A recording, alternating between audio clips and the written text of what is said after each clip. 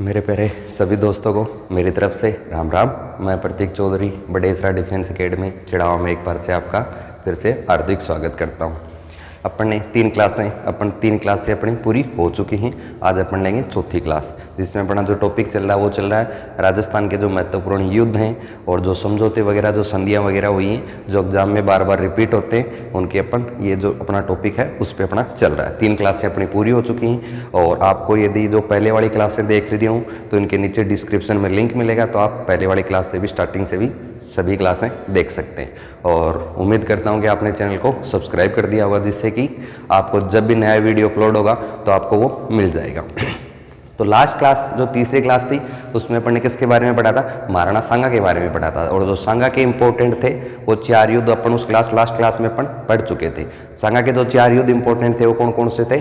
पहला जो युद्ध था वो था खातौली का युद्ध। उसकी डेट क्या थी? 1517-18।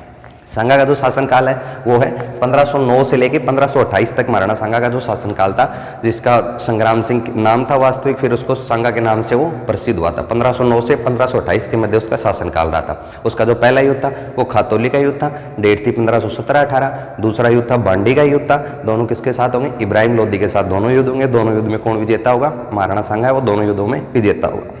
उसके बाद क्या होगा? बाबर आएगा, तो बाबर आके इब्राहिम लोदी के साथ बाबर का युद्ध होगा, वो पानीपत का युद्ध होगा। वो उसकी डेट थी 1526। उसमें क्या होता है? बाबर जीत जाता है। अब जो दिल्ली का शासक बन गया वो कौन बन गया? बाबर बन गया। अब उसके बाद दो युद्ध जो पढ़ रहे हैं अपने, वो दोनों युद्ध किसके पढ़े? बाबर के साथ सांगा के पढ़े। उसकी डेट क्या थी? 1527 में दोनों युद्ध पढ़े। पहले की डेट आएगी 16 फरवरी 1527 और दूसरे की 17 मार्च 1527। पहला युद्ध है वो बयाना का युद्ध था और दूसरा युद्ध है वो खानवा का युद्ध था। तो बयाना के युद्ध में जो अपना सांगा है वो विजेता हो जाता है और फिर लास्ट वाले जो खानवा का युद्ध है उसमें क्या हो जाता है? सांगा है वो हार जाता है, बाबर उसमें विजय हो जाता है। तो यहाँ तक अपन लास्ट क्लास में कवर कर चुके हैं और जो अभी अपन कवर कर रहे हैं वो डेट के हिसाब से कर रहे हैं, जिससे कि आगे अपने को याद करने में आसानी रहे। तो 1527 तक की डेट के हिसाब से अपन कवर कर चुके जो इंपॉर्टेंट युद्ध हो। अब इससे नेक्स्ट अपन पढ़ते हैं।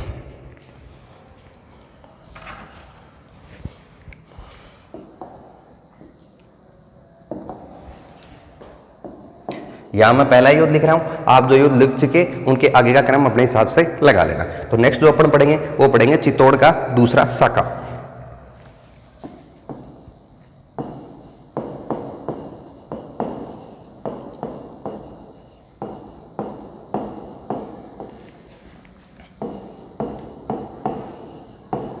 डेट क्या आएगी? 1534-35। साका क्या होता है ये मैं आपको थोड़ा बता चुका।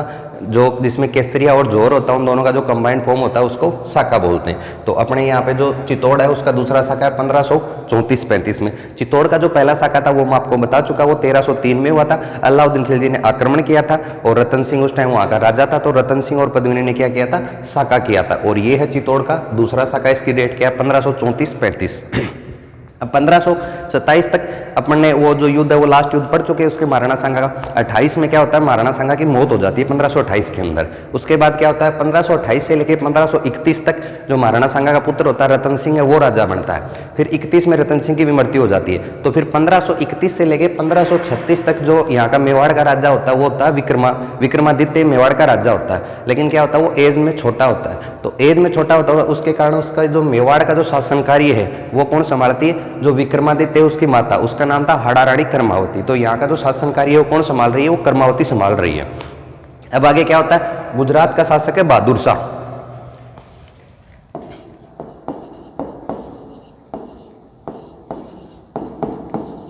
ये कहाँ का शासक था? गुजरात का।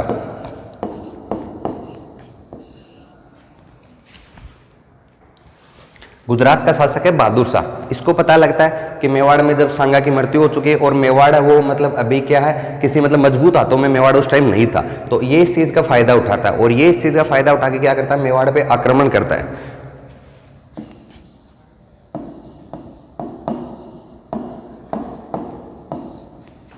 आक्रमण करेगा किस पे? करेगा मेवाड़ पे। और फिर मेवाड़ में क्या करना पड़ेगा? साका।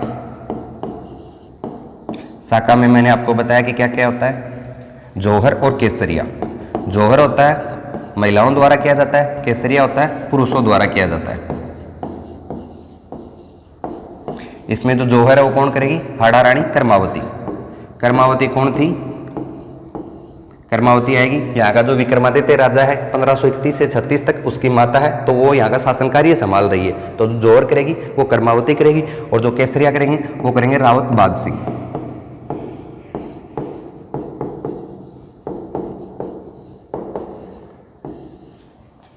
तो ये है चित्तौड़ का दूसरा शाखा 1534-35। इससे पहले क्या होता है कि बहादुर शाह 1533 के अंदर भी चित्तौड़ पे क्या करता है, मेवाड़ के ऊपर क्या करता है, वो आक्रमण करता है। तो उस टाइम आक्रमण करता है, उस टाइम जो यहाँ की रानी थी, जो यहाँ का शासन कार्य संभाल रही है, वो कौन है? कर्मावती। तो कर्मावती को उस टाइम लगा था कि अपने इससे क्या है, बहादुर शाह से मतलब इससे युद्ध नहीं लड़ सकते। तो उस टाइम उसने क्या किया, 1533 की बात बता रहा हूँ मैं, तो उस टाइम इसको बिना इसके साथ युद्ध लड़े और इसको बोला कि हम आपको रणथंभौर दुर्ग वो सौंप रहे हैं। तो बिना युद्ध लड़े उस टाइम इसको क्या कर दिया था, बहादुर शाह को रणथंभौर दुर्ग सौंप दिया था। लेकिन अब फिर नेक्स्ट टाइम क्या होता है, अब बहादुर शाह के तो दिमाग में ये आता है कि बिना युद्ध लड़े अपने को क्या मिल गया, रणथंभौर मिल गया। तो नेक्स्ट टाइम दोबारा ट्राई करते हैं, क्या पता अब की बार भी युद्ध ना लड़ना पड़े। तो उसके बाद फिर ये दोबारा इस पे क्या करता है, 34-35 में दोबारा आक्रमण करता है। तो उस टाइम में फिर कर्मावती के दिमाग में आता है, अब ऐसे तो बिना युद्ध लड़े तो इसको अगर अब की बार भी कुछ दे दिया तो नेक्स्ट टाइम भी ये तो ऐसे आ जाएगा। तो फिर इसने जो सोचा यही, इसको जो मतलब इसको उचित लगा, यही लगा कि इससे अच्छा तो कि इसके साथ युद्ध ही लड़ा जाए। और फिर युद्ध में क्या करना पड़ता है, इनको शाखा करना पड़ता है। और फिर ये कर्मावती और रावत बाघ सिंह क्या करते हैं, शाखा करते हैं। तो ये जो डेट है चित्तौड़ का दूसरा शाखा है, डेट है 1534-35। तो आप एक बार मैं सामने से हट जाते हो, इसका स्क्रीनशॉट ले लीजिए, जिससे कि आपको आसानी रहे फिर आगे के लिए।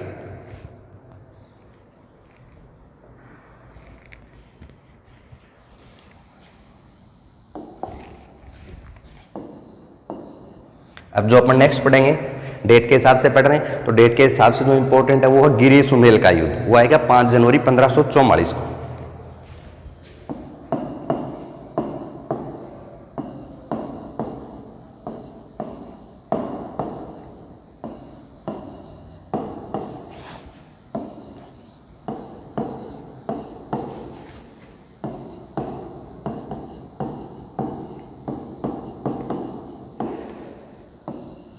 गिरी सुमेल का युद्ध है, डेट क्या है, 5 जनवरी 1544 का। तो अब ये जो युद्ध है ये किस किस के मध्य होगा, इस टाइम जो मेवाड़, इस टाइम जो मारवाड़ का, उस टाइम मारवाड़ का राजा आएगा वो आएगा मालदेव।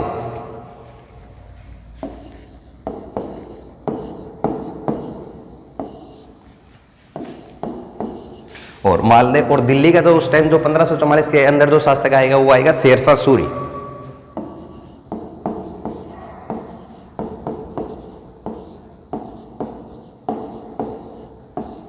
तो गिरी सुमेल का युद्ध डेट क्या है, 5 जनवरी 1544 है। युद्ध किस किस के मध्य होगा, मालदेव और शेरशाह सूरी। शेरशाह सूरी कहां के राजा थे, दिल्ली के राजा थे इस टाइम। शेरशाह सूरी का अपने को शासनकाल भी अपने को अच्छे से ध्यान में रखना है, उसकी वजह मैं आपको बता देता हूं। शेरशाह सूरी का जो शासनकाल था वो था 1540 से लेके 1545 के मध्य। और जो मालदेव है ये कहां के राजा है, मारवाड़ के। मारवाड़ का मतलब जोधपुर। तो ये है मारवाड़ के राजा शेरशाह सूरी, कहाँ के थे, दिल्ली के राजा थे। दिल्ली का जो राजा शेरशाह सूरी उसका शासनकाल क्या है, 1540 से लेके 1545 के मध्य। अब जो मैंने बताया कि शेरशाह सूरी का अपने को क्या है शासनकाल अच्छे से ध्यान में रखना, वो क्यों रखना उसकी वजह मैं आपको बता देता हूँ। बार बार क्वेश्चन क्या आता है कि ये कहाँ के शासक थे, वैसे अफगान से आए हुए थे, तो शेरशाह सूरी को क्या बोलते हैं, अफगानी शासक बोलते हैं। तो जो क्वेश्चन आता है वो बार बार किस हिसाब से आता है कि अफगानों की सबसे पहले अधीनता स्वीकार किसने की, और फिर नेक्स्ट जो क्वेश्चन आता है वो आता है मुगलों की अधीनता सबसे पहले किसने स्वीकार की। तो वो अपने को मेवाड़ के संदर्भ में भी पढ़ना पड़ेगा, मारवाड़ के संदर्भ में भी पढ़ना पड़ेगा, जयपुर के संदर्भ में भी पढ़ना पड़ेगा। वो सभी का अपने को याद करना पड़ेगा कि जो अफगान है उनकी सबसे पहले अपने जो राजा हैं राजपूतों में सबसे पहले अधीनता कौन से राजा ने स्वीकार की, कब स्वीकार की, और फिर जो मुगलों की अधीनता स्वीकार की वो किसने की। तो मुगलों वाले के तो डेट है वो अलग अलग आएंगे, किसी ने अकबर की कर ली, किसी ने औरंगजेब की कर ली, किसी ने शाहजहां की कर ली, उनका क्रम तो अलग अलग है। लेकिन जो शेरशाह सूरी अफगानी शासक है इसकी डेट क्या है, 1540 से 45 के मध्य। तो ये बहुत ज्यादा शक्तिशाली राजा था। इसने अपने इस 5 साल के शासनकाल में जो मेवाड़ आए, मारवाड़ आए, जयपुर आए, सभी राजाओं से अपनी अधीनता स्वीकार करा ली थी। तो अपने को इस चीज से फायदा क्या हो, इसकी डेट याद करने से अपने को याद करना कि इस डेट में बराबर में मारवाड़ में इसी डेट के टाइम में मतलब 40 से 45 के मध्य जो मेवाड़ का राजा होगा, जो मारवाड़ का राजा होगा, जो जयपुर का राजा होगा, इस डेट के अंदर जो भी इधर आएगा उसने क्या कर ली, शेरशाह सूरी की अधीनता स्वीकार कर ली। तो इस चीज को एक तो देखो याद करना है, हिस्ट्री है तो सभी ऐसे बोलते हैं रटना है, लेकिन रटने को भी एक मतलब तरीके से उस चीज को रटा जाएगा ना तो वो लंबे टाइम तक याद रहेगी उसमें फिर जोर नहीं आएगा। तो उसके हिसाब से अपन को क्या करना है, शेरशाह सूरी का टाइम याद रखेंगे। इस टाइम में जो भी राजा आएगा, जो मेवाड़ मारवाड़ जयपुर, उसने क्या कर ली, शेरशाह सूरी की अधीनता स्वीकार कर ली। शेरशाह सूरी जब राजा बनता है तो हुमायूं को, बाबर का पुत्र आएगा, हुमायूं आएगा, हुमायूं को हरा के शेरशाह सूरी शासक बनता है या दिल्ली का राजा बनता है। तो इसने क्या मतलब बहुत मजबूत शक्तिशाली राजा था ये, मतलब बहुत कम टाइम में इसने क्या कर लिया, दिल्ली पे कब्जा कर लिया और अपने जो राजाओं है पास वाले जो सभी राजाओं से अब क्या कर ली, अधीनताएं स्वीकार करवा ली। तो अब जो ये युद्ध है गिरी सुमेल का युद्ध, इसके बारे में अपन थोड़ा पढ़ते हैं। ये बातें तो आपको शेरशाह सूरी के मैं बता चुका। अब जो मालदेव है, इसका जो यहाँ का जो युद्ध होता है, अब ये युद्ध मालदेव के मेन जो सेनापति थे उनके दो थे, मतलब जेता और कुंपा।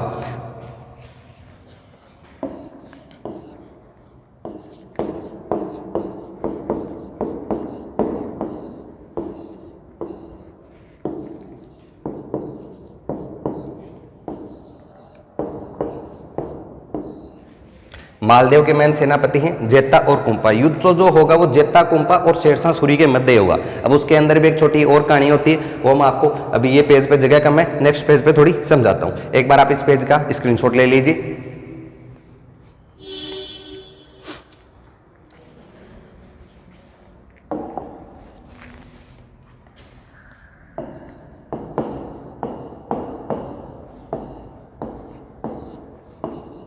इधर मालदेव है, इसके इधर दो सेनापति हैं। सेनापति कौन कौन है, जेता और कुंपा। इधर कौन है, शेरशाह सूरी।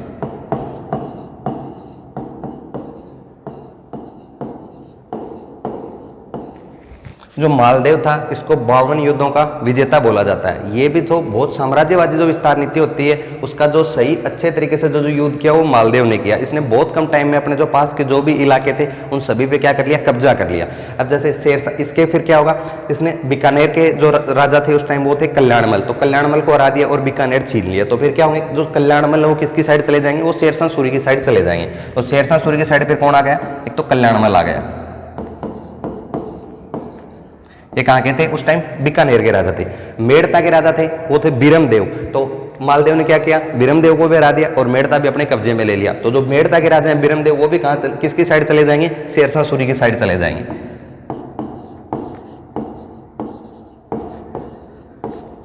स्टार्टिंग की जब क्लास हुई 1194 वाली, जब मैंने आपको पढ़ाया था, उस टाइम भी क्या हुआ था कि उसने जो राजा आएगा उसने क्या कर दिया था, जो अपने पृथ्वीराज था वो पृथ्वीराज चौहान था, तो वो हारा। वो किसके कारण हारा, मैंने वहां पे उसका कारण बताया था। तो वही चीज यहाँ पे लागू हो रही है कि जो अपने जो राजा हैं कल्याणमल और बीरमदेव, वो क्या होते हैं, वो शेरशाह सूरी की साइड चले जाते हैं। मतलब जो विदेशियों ने या फिर मुगलों ने मानो या फिर जो अफगानों ने अपने पे जो शासन है वो क्यों अच्छे से स्थापित कर लिया कि जो अपने राज्य हैं वो उन्हीं की साइड हो जाते हैं। तो ये जो चीज़ है ये बहुत बड़ी उनके लिए, मतलब उनके लिए बहुत ज़्यादा इससे सहयोग हो जाएगा।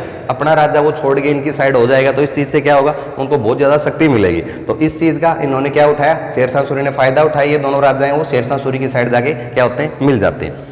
फिर उसके बाद भी जब शेरशाह सूरी को मालदेव के बारे में पता लगा कि 52 युद्धों का विजेता है, उसने बहुत कम टाइम में क्या कर लिया था, बहुत सारे जगहों पे कब्जा कर लिया था। तो और बहुत मतलब अच्छा राजा, इसको मतलब अपने टाइम का बहुत ज़्यादा मजबूत राजा था ये। तो फिर क्या होएगा, शेरशाह सूरी है उसको ये बात पता लगे कि मालदेव के साथ है, युद्ध करके तो अपन जीत नहीं सकते। तो इसने क्या किया, एक ये फिर दूसरा जाल बिछाएगा। उसके अंदर क्या करेगा, इसने अपने एक जो चतुर सेनापति को बुलाया। तो उसको क्या कहा, इसने अपने हिसाब से एक प्लान बैठाया। तो प्लान में इसने क्या कहा कि इन दोनों मतलब मालदेव के जो मेन सेनापति वो कौन थे, जेता और कुंपा। तो इसने सोचा कुछ ऐसा किया जाए कि जेता, कुंपा और मालदेव के मध्य इनके आपस में मध्य क्या कर दिया जाए, अविश्वास कर दिया जाए इन दोनों के मध्य, कि कोई भी ऐसा प्लान किया जाए कि इनके मध्य आपस में अविश्वास हो जाए। तो इसने क्या किया, एक लेटर लिख के देता है और जो अपना सेनापति है उसको बोलता है कि आप जाके क्या करो, यहाँ पे जो भी ये सेना मतलब रुकी हुई है इनकी, जो भी इनका डेरा था जहाँ पे युद्ध करने के लिए रुके हुए थे, तो वहाँ पे आपको क्या करना है, उस डेरे में जाना है और जाके क्या करना है, जेता और कुंपा के जो भी अपना उनका जो हथियार वगैरह रखे हैं उनके पास ये जो बैग हैं, 2 बैग रख के आने। और दोनों बैगों में क्या करवा देता है, 10-10 हज़ार रुपये रखवा देता है और अपनी एक तलवार रखवा देता है। और फिर क्या करता है, एक लेटर लिख के देता है और उसके लिए क्या बोलता है, ये जो लेटर जो लिख के दिया वो क्या मालदेव के पास पहुंच जाना चाहिए। तो जो उसका सेनापति था उसने काम कर दिया, दोनों बैग थे वो जेता और कुंपा के पास रखवा दिए और जो लेटर था वो मालदेव की साइड के पास में उसने पहुंचा दिया कि कैसे भी मालदेव के हाथ को क्या होना चाहिए, वो लेटर लग जाना चाहिए। अब वो मालदेव के हाथ वो लेटर लग गया। फिर उस लेटर में क्या लिखा हुआ था कि प्रिय जेता कुंपा, आपने अपना काम कर दिया है और मेरे को उम्मीद है कि जब अब जो कल अपना युद्ध होने वाला, इस युद्ध में क्या आप मेरा अच्छे से सहयोग करोगे और मैंने जो आपकी इनाम राशि है वो आपके पास पहुंचा दी है। अब ये चीज़ मालदेव पढ़ता है तो मालदेव को लगता है कि यार ये क्या हो गया अपने साथ, तो विश्वासघात हो गया। कल जो युद्ध होगा तो उस युद्ध में क्या होगा, जेता और कुंपा वो अपने साथ धोखा करेंगे तो अपने को युद्ध में मार देंगे वो। तो फिर ये सोचता है कि ये चीज़ सही है या गलत, तो इसके लिए क्या किया जाए। तो इसके लिए फिर वो क्या करता है, इन दोनों के जो पास जो बैग है उन बैगों की क्या करता है, चेकिंग करता है, चेकिंग करवाता है मतलब। तो चेकिंग करवाएगा तो क्या मिलेगा, इन दोनों के पास बैग मिलेंगे और बैग में क्या है 10-10 हज़ार रुपये रखे हुए और नई तलवारें रखी हुई। तो फिर इसको जो अपना शक है वो क्या किस में हो जाएगा, इसको लगेगा अब तो ये चीज़ क्या हो गई, कन्फर्म हो गई। पहले तो डाउट था, अब वो कन्फर्म हो गया कि ये जो अपने हैं कल जो युद्ध होगा इसमें क्या करेंगे, जेता और कुंपा अपने साथ क्या करेंगे, विश्वासघात करेंगे। जबकि रियल में ऐसा नहीं था, जेता और कुंपा को तो कुछ पता ही नहीं था कि अपन ने कुछ ऐसा किया, कारण कि इनकी तो कोई गलती थी नहीं ना। ये तो बिल्कुल सच्चे मन से इसका मतलब इसको राजा को अपने भगवान मानते थे। उस टाइम जो अपना राजा है उसको भगवान मानते थे, तो उस हिसाब से इसको सब कुछ मान के कर रहे थे। लेकिन क्या हुआ, शेरशाह सूरी ने जो जाल बिछाया उसके उस जाल के कारण क्या होता है, मालदेव और उसके सेनापतियों के मध्य आपस में क्या हो जाता है, दोनों आपस में एक विश्वासघात का काम हो जाता है। अब क्या होगा, अब जो मालदेव है वो क्या करता है, अपनी सेना को वापस बुला लेता है। तो ये बोलता है कि अपन युद्ध नहीं लड़ेंगे। लेकिन जो जेता और कुंपा वो इसको समझाते हैं कि हमने आपके साथ कोई विश्वासघात नहीं किया। फिर भी लेकिन जो इनको समझाने की कोशिश थी इन्होंने सब कर ली, लेकिन फिर भी क्या हुआ, मालदेव वो नहीं समझता इनकी बातें। और फिर लास्ट में जो जेता कुंपा है वो दोनों आपस में बात करके उन्होंने जो रिजल्ट निकाला वो यही निकाला कि अब यहाँ से यदि अपन वापस मुड़े तो अपने लिए मारवाड़ में तो कोई जगह नहीं है और फिर लोगों के ताने सुन सुन के अपन तो मर जाएंगे कि भैया आपने अपने राजा के साथ ये मतलब जिसका नमक खाया उसी के साथ आपने धोखा कर दिया। तो उन्होंने लास्ट में ये किया कि अपन क्या करेंगे, दोनों युद्ध लड़के के शेरशाह सूरी के साथ अपन ही युद्ध लड़ेंगे। और ये अपने 12,000 सैनिकों के साथ, शेरशाह सूरी के कितने 80,000 सैनिक हैं, शेरशाह सूरी के 80,000 सैनिक हैं, इन दोनों के 12,000 सैनिक हैं। और ये अपने 12,000 सैनिकों के साथ शेरशाह सूरी के साथ क्या करता है, अगले दिन युद्ध लड़ता है। युद्ध में भी स्टार्टिंग में तो ऐसा होता है कि इसकी शेरशाह सूरी की सेना पे बहुत ज्यादा क्या हो जाते हैं, हावी हो जाते हैं। और शुरुआत में तो ऐसे लगता है जैसे शेरशाह सूरी हारने वाला है। लेकिन जो शेरशाह सूरी था उनका जो युद्ध करने का जो तरीका था वो थोड़ा अपने वालों से अलग था। वो क्या था, अपने वाले जो युद्ध होते हैं वो ऐसे होते हैं, यदि अपनी 10,000 की सेना है तो एक साथ युद्ध लड़ने के लिए 10,000 चले जाते हैं। वहाँ उधर वाली साइड से क्या होता है, अगर उनकी 10,000 की सेना है तो वो स्टार्टिंग में 5,000 भेजते हैं, फिर जो नेक्स्ट 5,000 आएंगे वो थोड़े टाइम बाद आएंगे। और पहले युद्ध होता था वो ऐसे नहीं होता था कि यदि अभी युद्ध स्टार्ट किया तो 1 या 2 घंटे में युद्ध पूरा हो जाएगा। युद्ध पूरे होने में सुबह से शाम भी हो जाती थी, 1 से 2 दिन, 2 से 10 दिन, महीना, 2 महीना, 6 महीना भी लग जाते थे। तो क्या होगा, अगर सुबह से शाम तक युद्ध हो रहा है तो जो सुबह युद्ध लड़ने के लिए आ रहे हैं वो शाम तक यदि युद्ध लड़ेंगे तो उनकी जो सुबह जो मतलब जितनी उनमें एनर्जी है वो शाम तक वो एनर्जी नहीं रहेगी। और इसके बाद इनकी यदि नई टुकड़ी आएगी तो वो तो बहुत ज़्यादा हावी रहेगी ना। तो इसके बाद इन्होंने क्या किया, इसकी नई टुकड़ी आई और उसने क्या कर दिया, जेता और कुंपा को भी मार दिया और इसके 12,000 सैनिकों को भी मार देते हैं। तो जेता और कुंपा क्या हो जाते हैं, इसमें वीरगति को प्राप्त हो जाते हैं। तो जो ये मतलब गिरी सुमेल का युद्ध मैन तो किस किस के मध्य हुआ, जेता कुंपा और शेरशाह सूरी के मध्य हुआ। और लास्ट में शेरशाह सूरी इसमें क्या हो जाता है, विजय हो जाता है। तो ये जो था गिरी सुमेल का युद्ध था 5 जनवरी 1544 को। नेक्स्ट युद्ध पढ़ते हैं, एक बार आप इसका स्क्रीनशॉट ले लीजिए।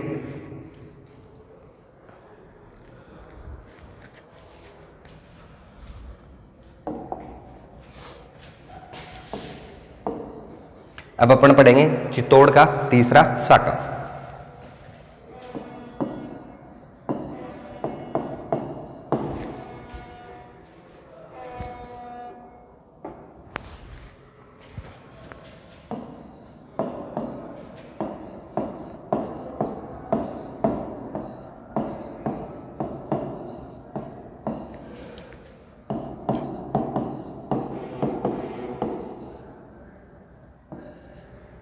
चित्तौड़ का तीसरा साका डेट क्या, 1567-68। चित्तौड़ के 2 साके अपन पढ़ चुके, 1303 वाला पढ़ चुके और 1534-35 में पढ़ चुके। और जो तीसरा साका चित्तौड़ का वो आएगा 1567-68 में। अब इस टाइम चित्तौड़ का जो राजा होगा और जो चित्तौड़ पे आक्रमण करेगा वो कौन करेगा, उस टाइम जो दिल्ली का राजा है वो कौन है, अकबर है। तो अकबर द्वारा आक्रमण किया जाएगा।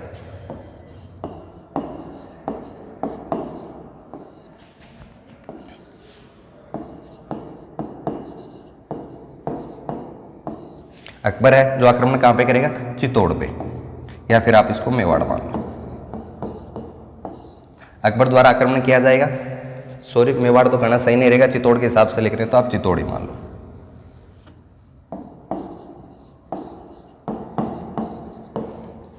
तो चित्तौड़ में फिर क्या होगा, साका होगा।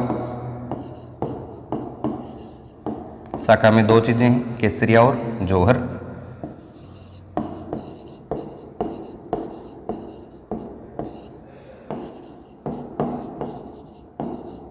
अब केसरिया इसमें कौन करेंगे, जयमल व फत्ता।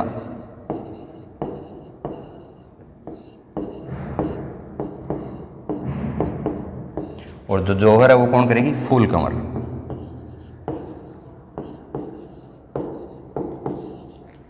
चित्तौड़ का तीसरा साका डेट क्या है, 1567-68 है। आक्रमण किसके द्वारा किया जाएगा, अकबर। अकबर कहां का राजा था, दिल्ली का।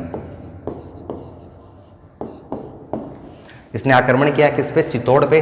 साका हुआ किसने किया, केसरिया किसने करेंगे, जयमल व फत्ता। जौहर है वो फूल कंवर करेगी। अब अपन नेक्स्ट में अपन जयमल व फत्ता के बारे में थोड़ा जानेंगे कि कौन है, कहां से क्या आ गए, बीच में इसके जो मेन सेनापति हैं, लेकिन इनसे अकबर बहुत ज्यादा प्रभावित होता है, तो इनके बारे में अपने को थोड़ा और आगे डिटेल से देखते हैं कि ये कौन है। अब क्या होता है, अकबर है, अकबर के बारे में जब भी किसी पे आक्रमण करेगा तो उससे पहले अकबर ने जो नीति अपनाई थी, सुलह कुल नीति अपनाई थी। तो उसके तहत अकबर क्या करता है कि जिस पे भी आक्रमण करेगा उससे पहले क्या करेगा, उसको पहले समझाने की कोशिश करेगा कि वो अपनी बात मान जाए, युद्ध ना करना पड़े, वैसे अपनी बात मान के क्या कर ले, अपनी अधीनता स्वीकार कर ले। तो अकबर है वो अधीनता स्वीकार करने के लिए इस टाइम जो चित्तौड़ का राजा था वो आएगा उदय सिंह। इस टाइम चित्तौड़ का राजा है वो कौन है, उदय सिंह राजा आएगा चित्तौड़ का। तो फिर इस टाइम जो अकबर है वो उदय सिंह को समझाने के लिए क्या करेगा, वो अपने दो दूत भेजेगा। तो पहला जो दूत भेजेगा समझाने के लिए उसका नाम आएगा टोडरमल। सॉरी, पहले का आएगा बारमल, दूसरे का आएगा टोडरमल, और दूसरे का टोडरमल। तो ये भी एग्जाम में पूछे जाते हैं कि अकबर के द्वारा जो सुलह कुल नीति के अंतर्गत जो समझाने के लिए जो दो दूत भेजे गए, उनका पहले का क्या नाम था, बारमल, दूसरे का क्या नाम आएगा, टोडरमल आएगा। तो इन दोनों का भी अपने को पता होना चाहिए। और ये जो दोनों दूत हैं ये उदय सिंह को समझाते हैं, लेकिन क्या होता है वो इनकी बात नहीं मानता। तो उसके बाद में लास्ट में जो ऑप्शन है वो क्या किया जाएगा, आक्रमण किया जाएगा। आक्रमण करते हैं तो फिर साका होता है, केसरिया कौन करेंगे, जयमल व फत्ता करेंगे, जौहर है वो फूल कंवर करेगी।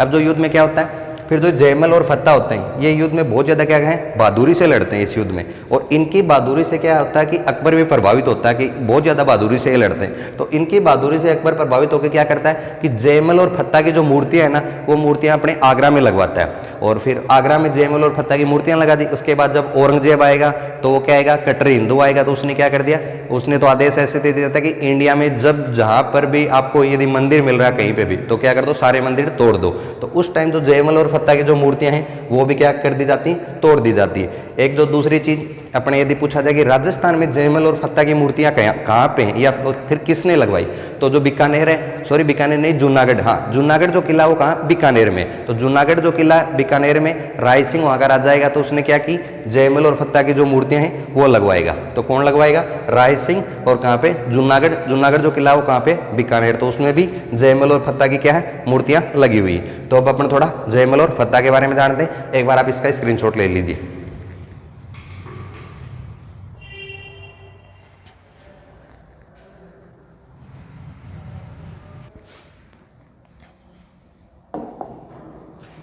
अब अपन क्या करते हैं, थोड़ा जयमल और फत्ता के बारे में जानते हैं।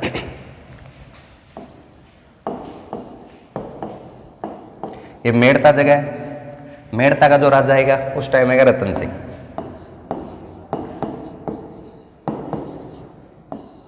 रतन सिंह का जो भाई आएगा वो आएगा बीरमदेव।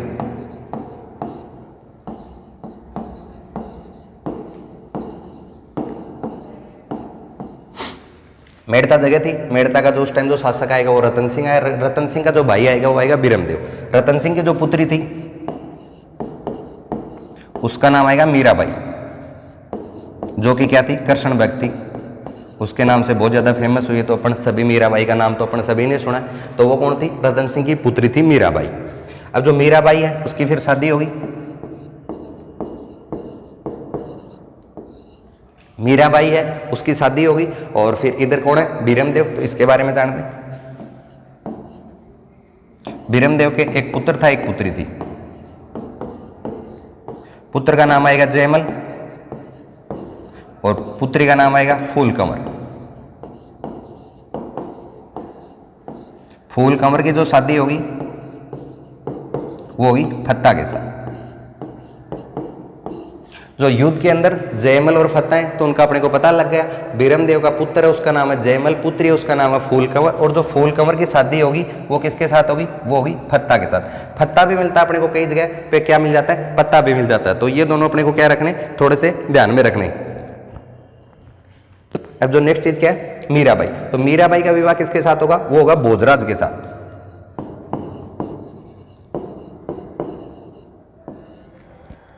अब क्या होता है, भोजराज को तो अपन नहीं जानते, लेकिन जो भोजराज के पिताजी हैं जो बहुत ज्यादा फेमस थे उसको अपन जानते हैं, सांगा।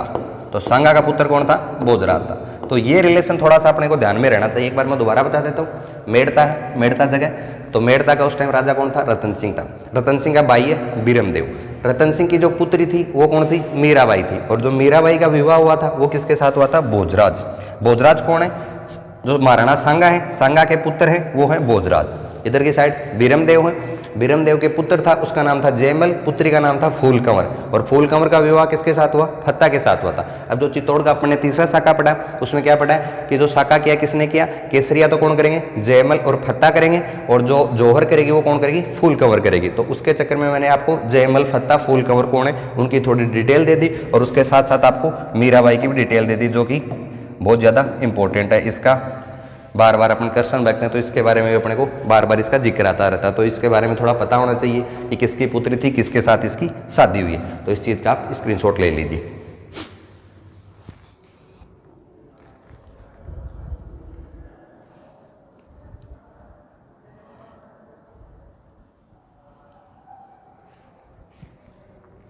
अब जो नेक्स्ट पढ़ते हैं अपन, जो बार बार अपन इसमें क्या पढ़ रहे हैं, शाखा पढ़ रहे हैं। तो शाखा से रिलेटेड जो चीज़ है एक बार मैं आपको यहाँ पे उसके बारे में थोड़ा क्लियर कर देता हूँ। जो शाखा से रिलेटेड इसी के जैसा होता है, एक चीज होती है सती,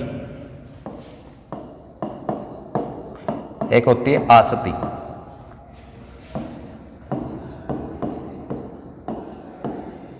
तीसरी चीज होती है महासती। सती, आसती, महासती, तीनों में थोड़ा थोड़ा माइनर डिफरेंस है। तीनों चीजें एक जैसी हैं, जैसे वो शाखा होता है उसी के टाइप से ये चीजें, लेकिन इनमें थोड़ा डिफरेंस है। तो उसी के टाइप का नाम आ गया तो इसके बारे में अपने को थोड़ा क्या होना चाहिए, पता होना चाहिए। तो ये अपन पढ़ते हैं। सती क्या होती है, इसमें क्या होता है, मेल और फीमेल, मतलब महिला पुरुष का मतलब हस्बैंड वाइफ जो दोनों हैं, वो जब दोनों यदि जौहर कर लेते हैं, जौहर का मतलब यदि दोनों अग्नि में चले जाते हैं तो उस चीज को अपन क्या बोलते हैं, सती बोलते हैं। और राजस्थान में सती तो बहुत ज्यादा हुई है, तो उनके तो अपन नाम नहीं लिख सकते कि एक अगर एक दो हो तो उनके नाम लिख लिया जाए, वो तो सती तो बहुत ज्यादा है। अब दूसरी चीज क्या है, आसती। आसती में क्या होता है, जब कुंवारी लड़की होती है,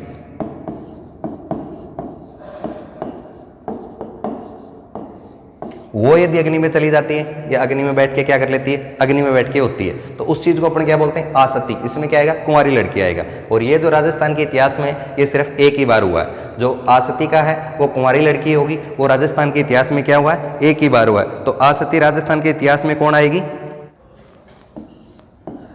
घेवर माता आएगी। आसती कौन होगी, घेवर माता होगी। सती में क्या होता है, मेल और फीमेल दोनों आएंगे। आसती में क्या होता है, यदि कुंवारी लड़की आएगी तो उसमें क्या आएगा, आसती आएगा। अब एक चीज होती है महासती, इसमें जो महिला होगी वो क्या होगी, पुरुष की निशानी के साथ होगी।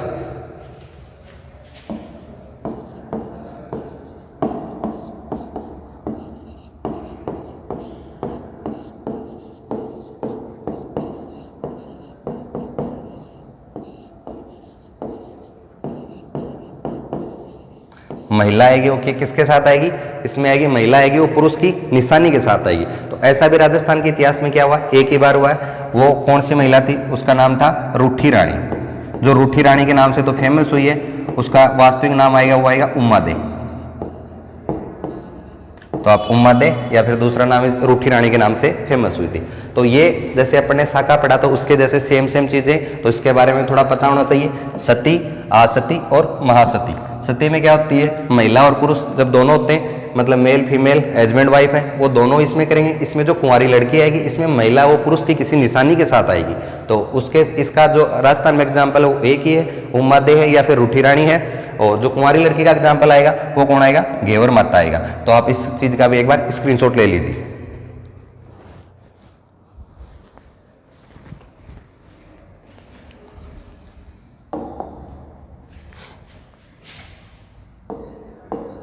अब अपन नेक्स्ट पढ़ते हैं, डेट के हिसाब से। अब हल्दी घाटी का युद्ध पढ़ते हैं। महाराणा प्रताप के 3 युद्ध हैं मैन, वो तीनों युद्ध पढ़ते हैं। पहला हल्दी घाटी का युद्ध पढ़ते हैं, फिर दिवेर का युद्ध पढ़ेंगे, फिर चावंड का युद्ध पढ़ेंगे। तो पहला है हल्दी घाटी का युद्ध।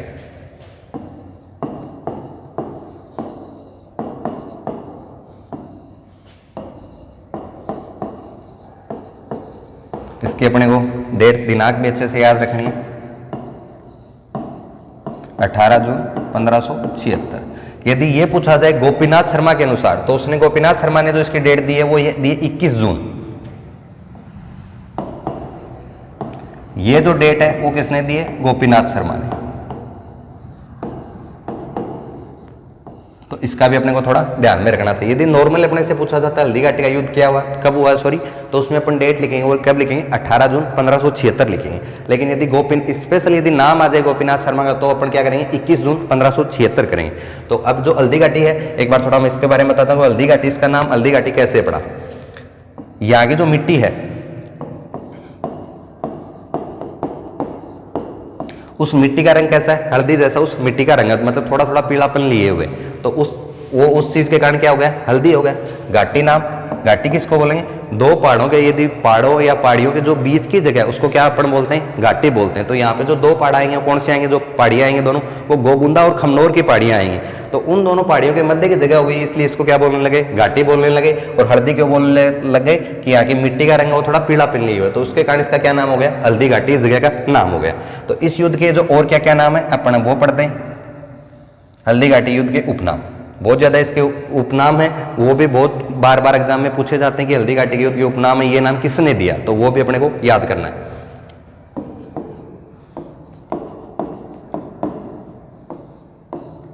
इस युद्ध का जो पहला उपनाम है वो आएगा खमनोर का युद्ध। ये जो नाम है ये किसने दिया? अबुल फजल ने।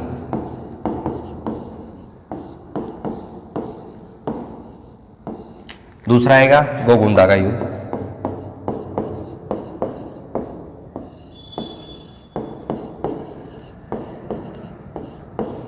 ये जो नाम है किसने दिया? बदायूं ने।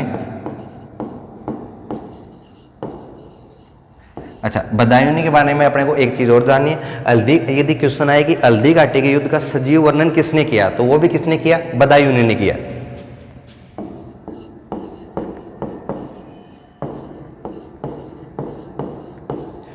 और इसने अपना ग्रंथ लिखा था, उस ग्रंथ का क्या नाम था जिसमें हल्दी घाटी के युद्ध का जो वर्णन है वो मिलता है? मुंतखाव उत तवारीख।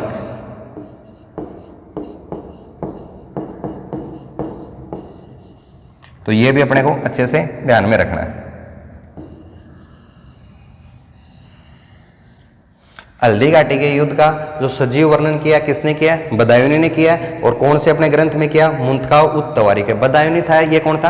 अकबर आएगा। जो अकबर का उस टाइम जो ये था, अकबर का शासक नहीं, इसको मतलब अकबर का दरबारी बोलेंगे। तो अकबर का ये दरबारी था, वो इस युद्ध में इस युद्ध के लिए साथ आता है और इस युद्ध का क्या करता है? अपने ग्रंथ में सजीव वर्णन करता है। और इस युद्ध का यदि गोगुंदा का नाम दिया, वो किसने दिया? बदायूं ने दिया। अब जो टोड आएगा उसने इसको बोला है, यहां लिख लेते हैं, मेवाड़ की थर्मोपोली।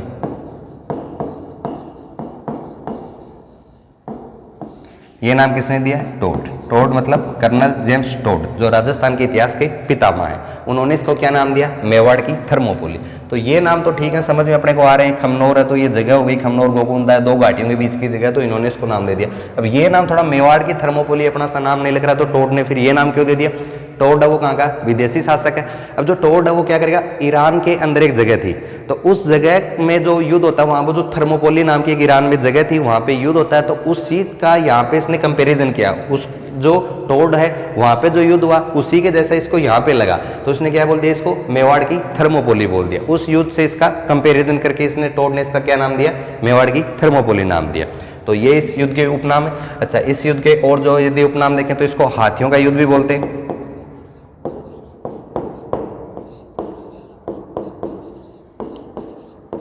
रक्तलाई भी बोलते हैं,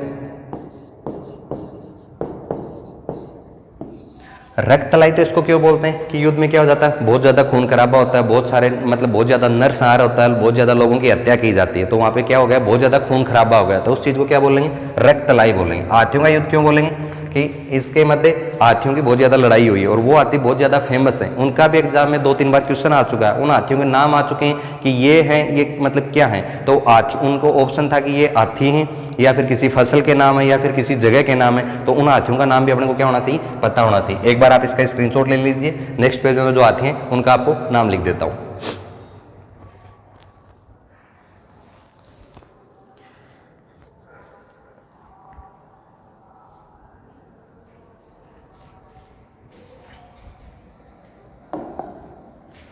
प्रताप की साइड से जो हाथी आएंगे वो आएंगे राम प्रसाद और लूणा, ये इसके मैन हाथी। और प्रताप का जो घोड़ा था उसका नाम तो आपको पता ही होगा, चेतक। ये क्या है, हाथियों के नाम है। इधर अकबर की साइड से जो हाथी आएंगे तो कौन कौन आएंगे, गजमुक्ता है। अकबर का जो हाथी था उसका नाम था हवाई। और अकबर की साइड से युद्ध कौन लड़ रहा है, मानसिंह लड़ रहा है, उसका जो प्रमुख सेनापति था वो मानसिंह था, तो उसमें मानसिंह का दोस्त हाथी आएगा उसका नाम आएगा मर्दाना। तो जो क्वेश्चन आया उसमें ये था कि लोणा, गजमुक्ता, मर्दाना, हवाई क्या है, मतलब किस चीज़ के नाम है, तो उसमें ऑप्शन था हाथियों के नाम है या किसी फसल के नाम है या फिर कोई बीकानेर की साइड के कोई जगह दे रखी थी तो वहाँ उस जगह के नाम है, एक ऑप्शन और था। तो अपने को इन हाथियों के नाम भी पता होना चाहिए कि ये हाथियों के ये नाम है। और जो प्रताप का घोड़ा था उसका क्या नाम था, चेतक उसका नाम था। तो ये नाम लिख लीजिए आप।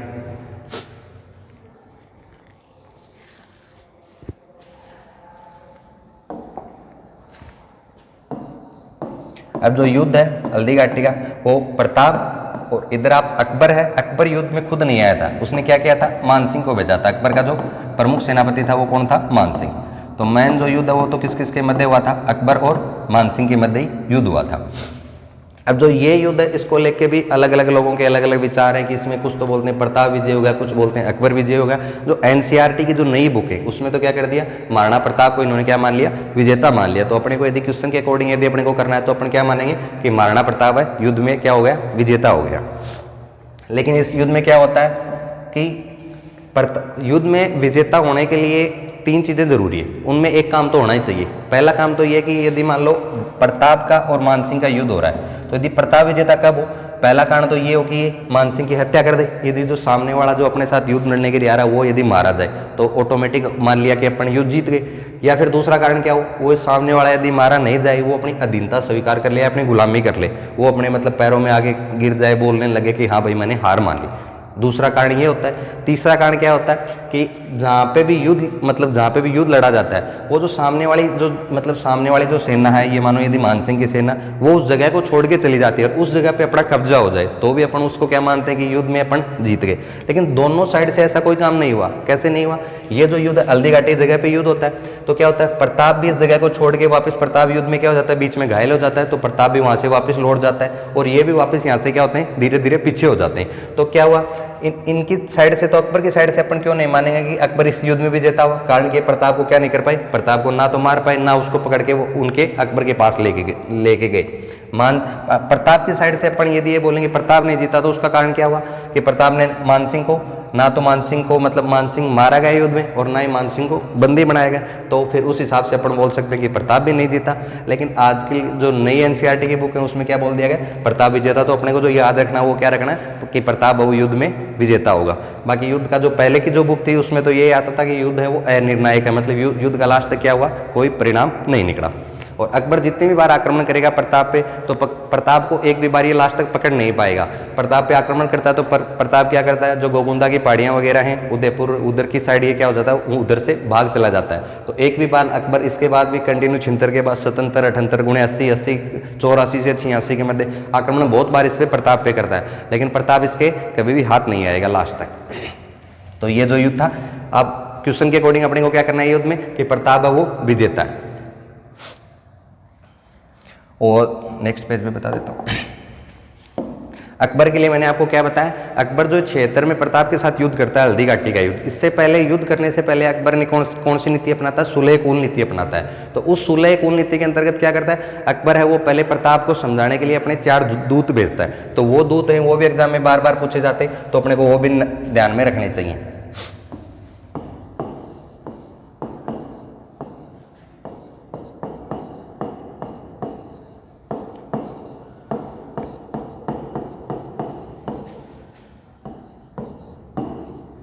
तो सुलह कुल नीति के अंतर्गत अकबर द्वारा प्रताप को समझाने के लिए 4 दूत भेजे जाते हैं। कौन कौन से भेजे जाते हैं, पहले नंबर पे भेजा जाता है जलाल खां कोरची।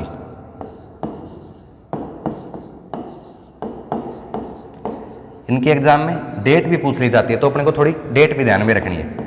इसकी डेट आएगी सितंबर 1572। इससे प्रताप इसकी बात नहीं मानता, तो दूसरे नंबर पे किसको भेजा जाता है, मानसिंह को। तो मानसिंह की जो डेट आएगी वो आएगी जून 1573। मानसिंह से भी एक बार नहीं मानता, सॉरी प्रताप नहीं मानता, तो उसके बाद क्या आएगा, अकबर द्वारा भगवंत दास को भेजा जाएगा। भगवंत दास कौन थे, मानसिंह के पिताएं हैं भगवंत दास। तो भगवंत दास को जो भेजा जाएगा वो भेजा जाएगा सितंबर 1573। भगवंत दास से भी प्रताप नहीं मानते। उसके बाद लास्ट जो 4th नंबर पे भेजा जाता है वो भेजा जाता है टोडरमल को, और टोडरमल की डेट आएगी दिसंबर 1573।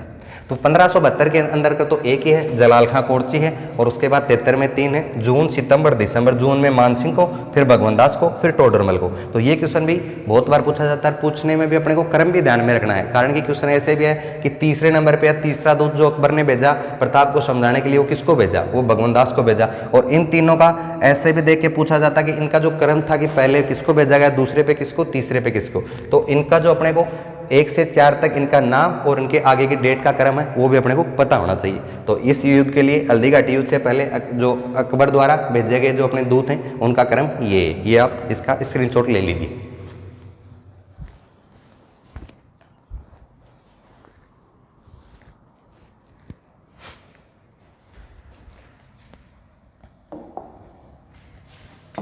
अब जैसे हल्दी घाटी का युद्ध होता है तो उसके बाद एक जो चीज़ और है वो भी अपने को थोड़ी सी ध्यान में रखनी चाहिए। हल्दी घाटी के युद्ध में क्या होता है, प्रताप यहाँ से घायल हो जाता है और प्रताप यहाँ से चला जाता है। तो प्रताप की फिर मुलाकात होती है वो भामाशा से होती है, तो उसका भी अपने को नाम में थोड़ा ध्यान में रखना चाहिए।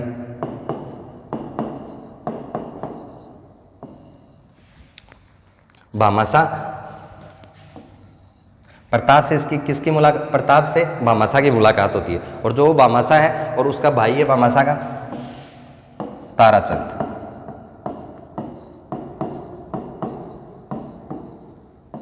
इन दोनों से क्या होती है, प्रताप की मुलाकात होती है, और ये दोनों क्या करते हैं, प्रताप को उस टाइम 25 लाख रुपए देते हैं और 20,000 सोने की मुद्राएं देती हैं। वो इसलिए देते हैं कि प्रताप अपनी सेना वापस से इकट्ठी कर पाए और वापस से अपने जो सैनिक हैं उनके जो भी मतलब उनका जो भी टूट फूट है उनका वो क्या करवा सके, उनका वापस मतलब रिपेयर तो क्या बताएं कोई वो नहीं है, पर उनका वापस क्या करवा सके, इलाज करवा सके, और अपनी सेना को वापस मजबूत कर सके, और बहुत सारे लोग वापस इकट्ठा कर सके। सैनिकों को मजबूती प्रदान करने के लिए क्या करते हैं, 25 लाख रुपए देते हैं और 20,000 स्वर्ण मुद्राएं देते हैं। ये कौन, भामाशा और ताराचंद प्रताप को मदद करते हैं, प्रताप की इस मतलब इस युद्ध से हल्दी घाटी से जाने के बाद। तो अब क्या है कि जो भामाशा है ये बहुत ज़्यादा फेमस हो गई।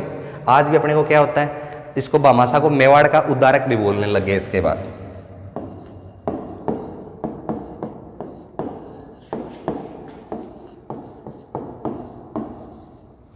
वैसे राणा अमीर जो है उसको भी मेवाड़ का उद्धारक बोलते हैं, और भामाशा उसको भी मेवाड़ का उद्धारक बोलते हैं। इसको उद्धारक क्यों बोलते हैं कि इसने बहुत ज़्यादा यहाँ पे मदद की, वापस मेवाड़ एक हो सके, और प्रताप की बहुत ज़्यादा की वो अपने सैनिकों की मतलब सैनिकों का इलाज करवा सके, तो इसलिए इसको क्या बोलते हैं, मेवाड़ का उद्धारक बोलते हैं। तो अब जो दिक्कत क्या होती है कि किसी आदमी की किस्मत बहुत अच्छी होती है। जो भामाशा और ताराचंद है दोनों ने क्या किया था, दोनों ने प्रताप की सहायता की थी। लेकिन आज यदि अपने से पूछा जाए तो भामाशा को तो सभी जानते हैं। जैसे यदि मतलब अपने स्कूल होती हैं तो स्कूल में भी क्या होता है, ऊपर जो नाम लिखा रहता है वो क्या लिखा रहता है, कोई भी दान मतलब यदि चंदा वगैरह पैसे वगैरह देते हैं तो उसमें क्या होता है कि भामाशाओं की सूची। तो उस जगह यदि सपोज करो अगर ऐसा लिखा हो ताराचंदों की सूची, तो अपने को थोड़ा अजीब लगेगा कि यार ये क्या है ताराचंदों की सूची। तो वो जितना योगदान भामाशाह का था उतना ही योगदान ताराचंद का भी था, लेकिन क्या हुआ, इसकी किस्मत नहीं थी कि ये आगे फेमस हो, भामाशाह की किस्मत थी। अब जो सरकार द्वारा जो भी योजनाएं चलाई गई हैं वो भामाशाह के नाम से जो भी योजनाएं वो सरकार के द्वारा, वो सारी की सारी इस भामाशाह के बाद योजनाएं। ये भामाशाह उसमें क्या था, इसने इसको पैसे दिए थे प्रताप को, तो उसके बाद इसको मेवाड़ का उद्धारक, और इसी के बाद लोग हैं भामाशाह के नाम से बहुत सारी जो योजनाएं चली हुई वो इसी भामाशाह के नाम से योजनाएं चली हुई। तो एक बार इसको लिख लीजिए आप।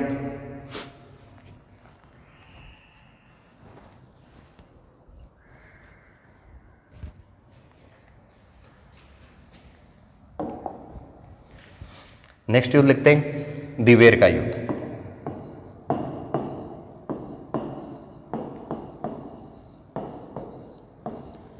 इसको आप मेवाड़ का मैराथन भी बोलते हैं।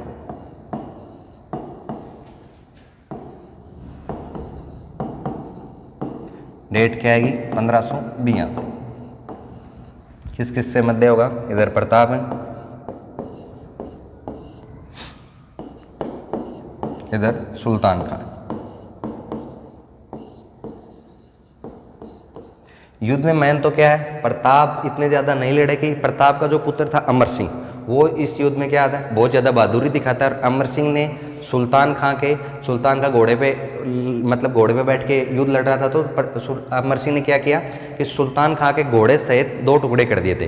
तो ये जो युद्ध है इसके बाद क्या, अमर सिंह की बहादुरी का, इसी युद्ध के बाद जो इस युद्ध का जो मैन जो जीतने का जो मतलब यदि किसी को वो जाए तो मैन जो जाएगा तो किसको जाएगा, अमर सिंह को। प्रताप का जो पुत्र था अमर सिंह, उसी को क्या जाएगा मैन सरे जो युद्ध है इसका, दिवेर का युद्ध 1582 वाला, सुल्तान खां के घोड़े समेत इसने क्या कर दिए थे, 2 टुकड़े कर दिए थे। तो अमर सिंह की बहादुरी का इस युद्ध के बाद ज़्यादा वहाँ पे क्या होता है, मेवाड़ में इसकी बहादुरी का उसके बाद बहुत ज़्यादा चर्चे चलने लग गए थे। तो इस युद्ध को फिर मेवाड़ का मैराथन क्यों बोलते हैं, मेवाड़ का मैराथन इसको इसलिए बोलते हैं कि ईरान में जगह थी, वहाँ पे क्या होता है कि युद्ध होता है, तो वहाँ पे युद्ध होता है तो एक शासक को किसी दूसरे शासक को बुलाने के लिए जाता है, तो वो क्या करता है, उसको 48 घंटे में 150 से 200 मील की यात्रा तय करके वहाँ पे वो युद्ध लड़ने के लिए जाता है। तो यहाँ पे भी जो इतिहासकार हैं जिन्होंने मेवाड़ का मैराथन बोला, उन्होंने उस जगह के अकॉर्डिंग यहाँ का कंपैरिजन किया, तो इस युद्ध को फिर उसके कारण क्या बोलने लगे, मेवाड़ का मैराथन बोलने लगे। अब अपने जो भी लंबी जो भी दौड़ होती है तो उसको अपन क्या बोलते हैं, मैराथन बोलते हैं, वो इसी के बाद बोलने लगे। कारण कि वहाँ पे जो ईरान में मैं आपको बता रहा हूँ, वहाँ पे जो हुआ था कि 2 दिन में उसने 150 से 200 मील की यात्रा की थी, तो उसके बाद क्या होने लगा, जो भी लंबी दौड़ है उसको अपन क्या बोलने लगे, मैराथन बोलने लगे। वो इसी मैराथन के बाद वो नाम अभी जो चल रहा है मैराथन, इसी के बाद बोलने लगे। ये युद्ध है 1582। इस युद्ध में विजेता कौन होगा, प्रताप इस युद्ध में क्या हो जाएगा, विजेता हो जाएगा। लिख लीजिए आप।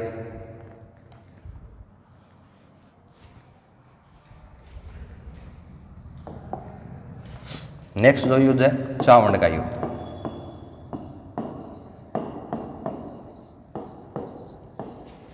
डेट है 1585। किस किस के मध्य होगा, प्रताप वर्सेज लूणा चावंडिया।